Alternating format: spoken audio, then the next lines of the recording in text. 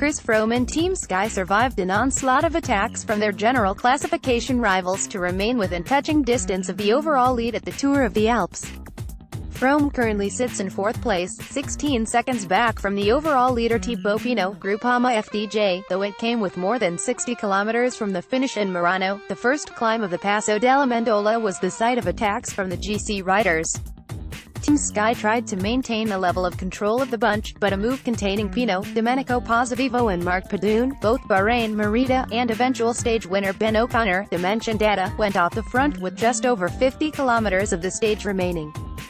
Froome did briefly set off in chase of the four, together with Astana's Miguel Angel Lopez, but they sat up and ultimately relied on their teammates to close the gap.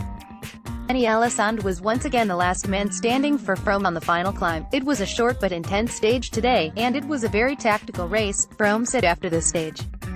"Astana had the numbers there today, so for me, logically, it made sense to stick with them and work with them on the final climb to bring back the attacks that had gone earlier in the day. From my side, the team was really good. Kenny, again, was fantastic today in the final, as was David de la Cruz." The breakaway began to look quite dangerous as they worked with the remnants of the day's earlier move and held an advantage of close to a minute as they began the final climb. Eventually, however, Sky's efforts began to come good, and as they crested the top of the Passo Pelade the gap had been halved. Once Alessandro peeled off, Froome took things into his own hands, adopting an almost Caleb Ewan-style lean over the handlebars as he chased down the descent. It worked, and Pinot, who struggled to keep up with his companions on the high-speed run down the mountain, glanced over his shoulder to see Froome coming up to him with 11 kilometers left.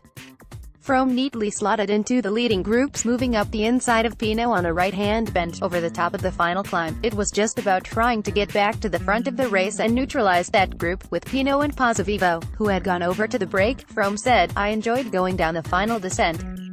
It wasn't dangerous, but it was fast, so it was good fun.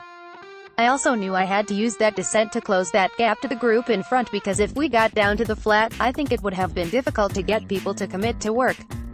So I took the responsibility there on the descent and did everything I could to close the gap." Froome continued to put the hammer down and went clear of his rivals for a brief moment on the descent, but it regrouped by the bottom with 11 riders coming together. O'Connor would attack and take the stage win while the main GC contenders crossed the line together 5 seconds back. With 5th-placed rider Fabio Aru now 50 seconds down on Pinot, the overall classification battle looks to be between the top 4 with just 2 stages remaining. Though the overall classification of the Tour of the Alps would be a nice conclusion to the week for Froome, his main priority remains the Giro d'Italia next month. With that in mind, the Team Sky rider decided to ride the 30-kilometer journey back to his hotel in Bolzano alone. The Holy Week is available to download to rent $1.99 USD, or to purchase $4.99 USD, from Vimeo on demand. You can also watch the trailer below, with options to buy or rent at the end.